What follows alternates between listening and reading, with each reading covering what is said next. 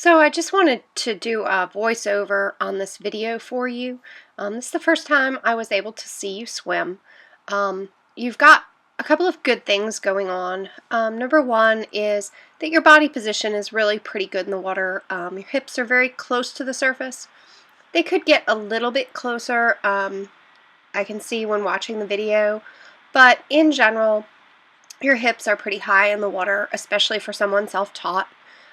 You also have a really good reach. You enter the water with force and you continue to push forward.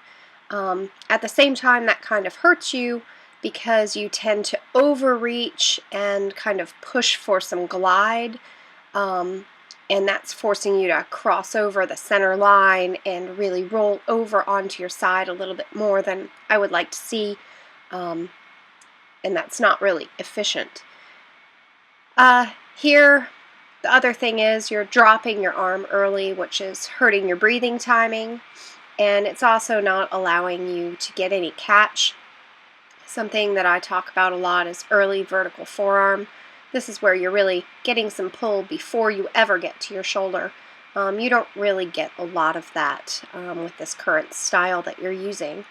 The next thing that really is the first thing that I see, or anybody's going to see when you're swimming, is you're crossing over the center line on your entry as well as underneath your body a lot of times. Underneath your body I find a little less critical than at the top of your stroke.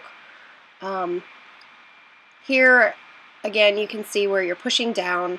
You've got no leading arm to really balance your head on when you're trying to breathe, so that's hurting you there.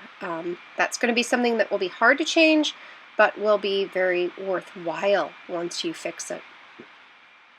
You can see how you tend to kind of push straight down with your arm before you ever really start getting any catch. Your arm's kind of deep in the water, creating a lot of drag, and then you bring it up shallower towards your body, towards the end of your stroke, but also forcing you underneath your body, crossing that center line again.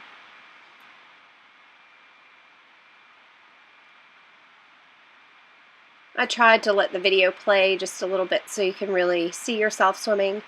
I think something that would help you too is not to have your back arched quite so much, to pull your stomach up almost like you're trying to tuck your stomach in for a picture being taken, and that'll help raise your hips higher in the water as well.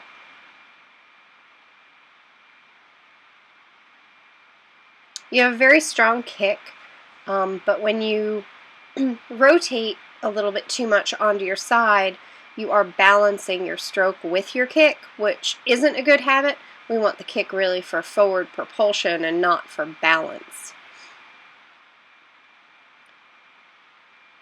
And the fact that you do get in a good strong catch position with your arm bent from the shoulder to your hip, that's good. I'd like to see that continue. I just would like to see you crossing under your body a little bit less and keeping that elbow high on your catch. And it's something we talked about a lot while we were together. Here you can really see how your elbows are dropping and your arm is kind of slipping through the water. I'd just like to help you be a little bit more powerful by keeping those elbows high when you're pulling.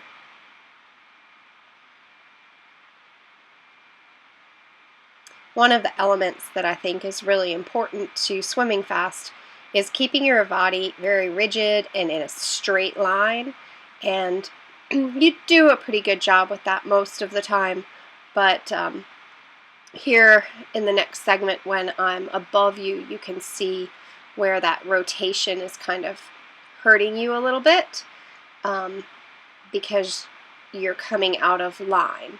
So ideally that arm, I'd like to think about the right arm going into the right corner, left arm into the left corner of the pool, almost like pockets on a billiard table, so that you could keep your spine aligned a little bit better and not have as much twisting.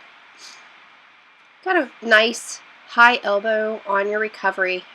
Just like to see that. Very smooth, not a lot of up and down motion considering that you're pushing down at the beginning of your stroke.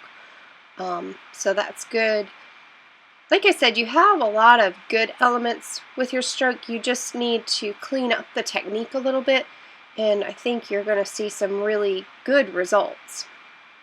Of course, video here is to highlight the mistakes, so please don't feel badly about that.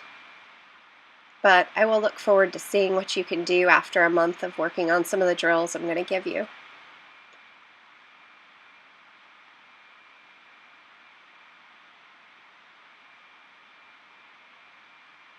And I would like to thank you for allowing me to work with you and giving you some tips.